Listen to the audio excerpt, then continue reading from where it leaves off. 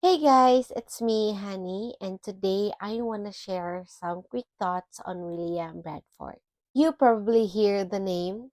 He was the one Pilgrims on the Mayflower and became a governor of Plymouth Plantation. His story really got me thinking. Imagine leaving everything behind to start a new life in a wild, unknown place.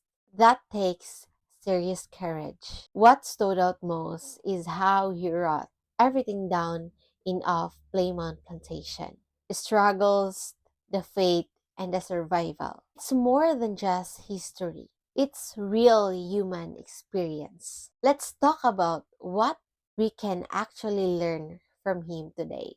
Let's get into it. The year was 1620, and the boat of people calling themselves separatists, more famously today called the Pilgrims, landed in present-day Massachusetts.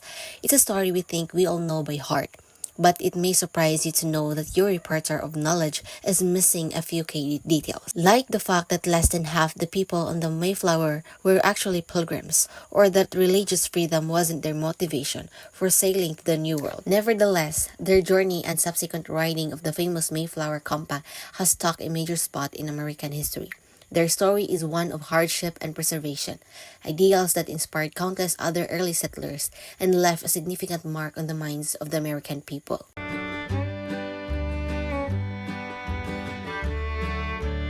In the year prior to 1620, a group of people had grown increasingly frustrated with the Church of England, also known as the Anglican Church. These people who began to call themselves separatists because they wanted to separate from the Anglican Church to worship in their own way began to face religious persecution in England. They tried to worship in secret, but that was no way to live. I know what you're thinking. This is when the Pilgrims came to America. Not quite. Actually, they fled to the Netherlands, hoping to establish a new life there. They settled in Leeds and Holland for several years, but still weren't happy. Their main goal was to establish a home where they could live their lives as Englishmen and worship their religion in their own way. They weren't interested in assimilating to Dutch life. Their children were starting to speak Dutch and abandon their English way of life. As separatists wanted to have a home of their own. Across the Atlantic Ocean, the New World was just what the Pilgrims were looking for. Arranging the trip wasn't easy, but on September 6, 1620, a boat called Mayflower set sail from the Plymouth, England with 102 passengers who were looking for start a new life. Only about 40 of them were pilgrims. 66 days later, they spotted land in the present-day Cape Cod, Massachusetts. And while that is where they eventually set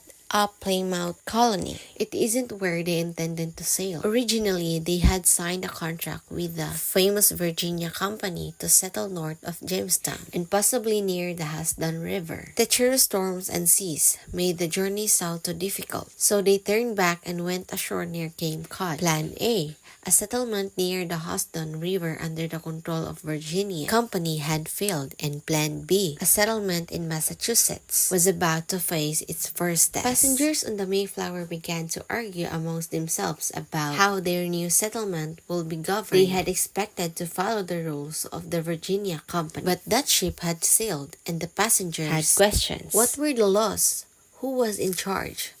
How could decision be made? Thanks to the journal of William Bradford, a pilgrim leader on a board of Mayflower who would later become a governor of Plymouth colony, we know that 41 adult male colonies signed a famous document known as the Mayflower Compact on November 11, 1620. They vowed to, solemnly and mutually, in the presence of God and one another, covenant and combine ourselves together into a civil body politic. Essentially, they promised to remain loyal to King James of England, uphold their Christian faith, and work together to create a self-governing society. This means that the adult men agreed to elect their own leaders to govern the colony. It didn't mean they were declaring their independence from England. That would happen for another 150-60 years. After signing the Mayflower Compact, they promptly elected John Carver to be governor of their new colony. The entirety of the Mayflower Compact was short, only about 200 words long, but it had a profound impact on history. It established self-governance for the English and Plymouth colony, and a stepping stone to the democratic government that would later be formed in America. The decision over governments had been settled, but that soon became the least of their problems. The Pilgrims have arrived in New England in November, and winter would not be kind. Without a reliable food source in the winter months, of the 102